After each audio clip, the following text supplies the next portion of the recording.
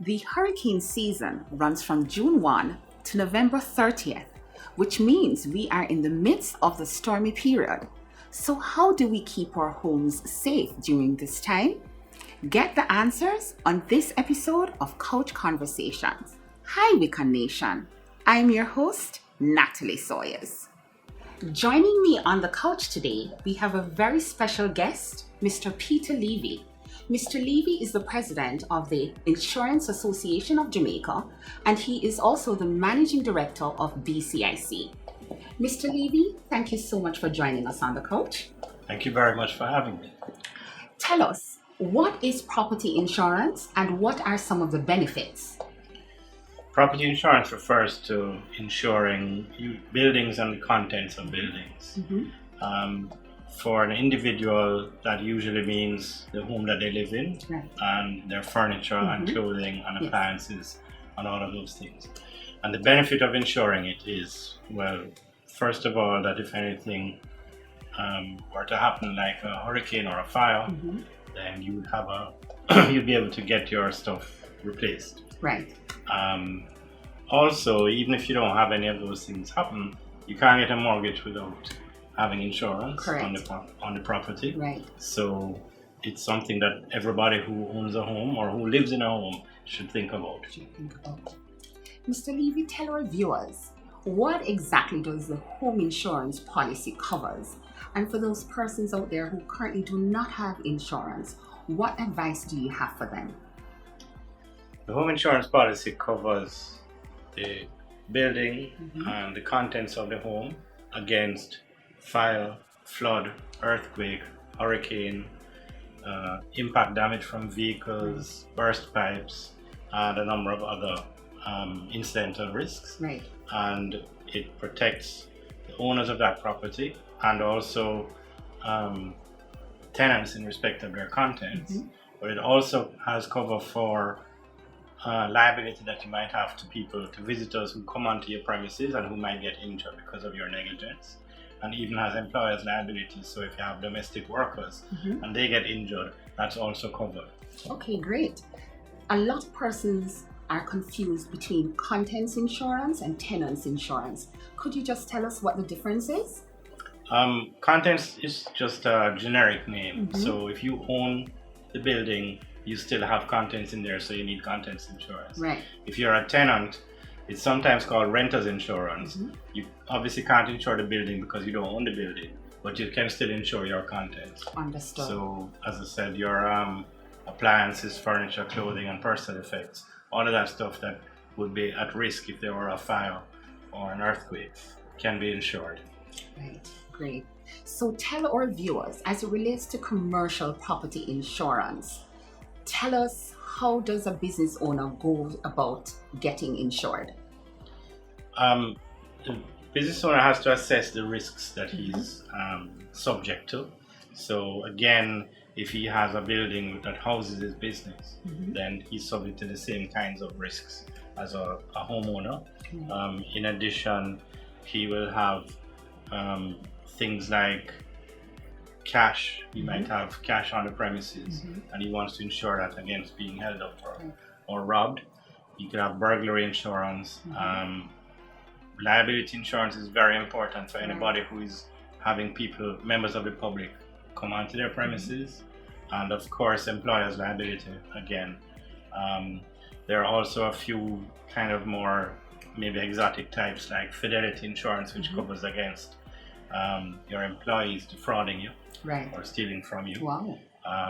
So there's a whole range of additional risks for the business person.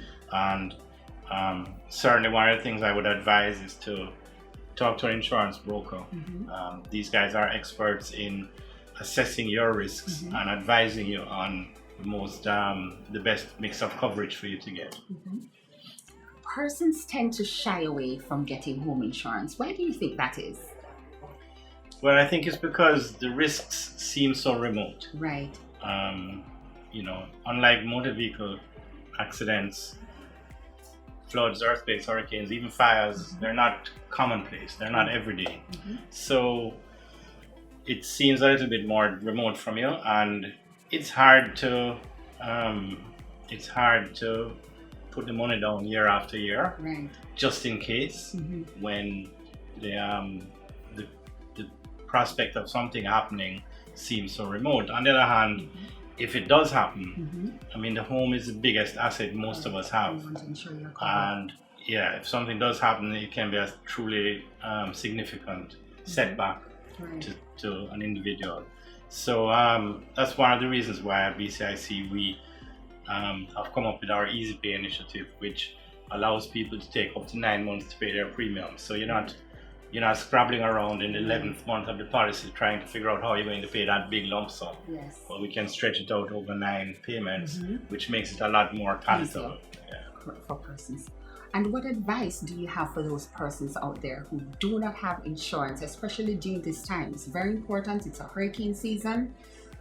What do you have to say to those persons who do not have insurance? Yeah, we're coming into the hurricane season, and earthquakes don't have a season. We just had a whole bunch of earthquakes in California, so I think we should take heed from that. I think that what I would say to people is that it's not as hard as you think it might be. If you get somebody to talk to who you can relate to, either an insurance broker or agent, or maybe just a friend who has some knowledge of it. It's just a matter of taking one step after the other, and at the end of the day, I think once you have that asset and it's fully insured and you're comfortable, I think the feeling that you get once you've been through that is worth it. Great. How does one know how much to insure their house for? That's something that can be a little bit off-putting for people, because normally you bought your house Right. years ago, and you're not most individual householders are not keeping up with building costs. Correct. The requirement is for you to insure up to the rebuilding cost of the home, and the best thing to do is to get some advice on that. You don't have to go the route of a formal valuation necessarily, but generally speaking, there are kind of standard amounts per square foot that rebuilding works out to. So if you know the square footage of your house, which is just a matter of getting a tape measure and kind of measuring the outside walls and calculating square footage, then you'll be able to get advice as to how much per square foot, and then arrive at a reasonable total for the building, for the cost of the building. For the contents now, it's a little bit, my advice on that one is kind of just go room by room, because it can be really a big task. Correct. But just go room by room and say, okay, I have a dining room set here, I have a queen size bed there. Right. Just kind of write down the major things, and spend an hour or so at Courts or somewhere like that, just getting prices, and add that up, and you'll get reasonably close, and you'll be in good shape. Okay, great. So it's really, as it relates to the contents, it's really up to the homeowner to decide how much they want to insure for. Well, it's a question of arriving at the amount which covers, which is sufficient to cover the contents that you have. Right. All of us have a slightly different. Correct. Some of us have art, some of us have a big screen television, so it's a very individual thing, your possessions. So it's also a matter of you going through and making a comprehensive list and trying to arrive at what the replacement costs are. Great. Mr. Levy, we want to thank you for joining us on the couch. Your advice has been valuable. Thank you very much for having me. You're welcome. And to our amazing viewers, we want to say thank you for joining us. We want to hear from you. Until next time, see you on the couch.